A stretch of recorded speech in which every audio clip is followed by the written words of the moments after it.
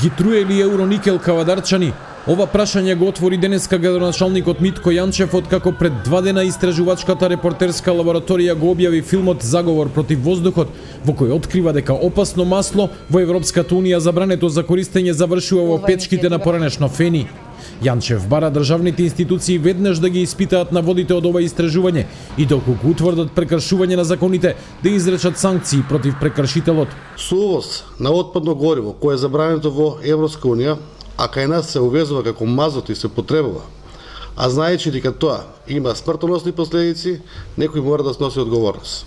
Затоа потребно е Евроникел да преиспита со кои компании соработува, какви суровини согорува, колку се професионални фирмите со кои соработува и дали презема сите чекори за заштита на животната средина.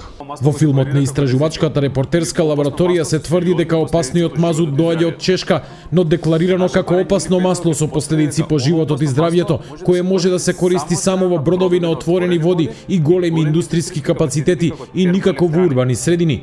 Но откако ова масло преку Босна и Херцеговина ќе влезе во Македонија, на царината се запишува како масло за горење, тврдат од ИРЛ. Според нив, најголем потрошувач на ова гориво во земјава е кавадаречки Евроникел со околу 2500 тони месечно. Од Евроникел демантираат дека нивниот мазут го загадува воздухот. Велат дека иако немаат законска обврска да го контролираат квалитетот на репроматеријалите, вклучително и мазутот, тие тоа редовно го прават во нивните интерни лаборатории. Во фабриката се врши 24-часовно мерење на емисиите во воздухот и квалитетот на истиот.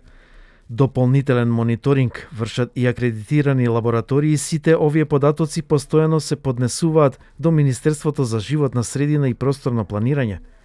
Во изминатите 3 години, мерењата покажуваат дека квалитетот на воздухот е одличен. Сите овие податоци се јавно достапни. Градоначалникот на Кавадарци Митко Јанчев најави дека доколку институциите не го истражат случајот, тој ќе го свика советот на општината, кој ќе одлучи што понатаму.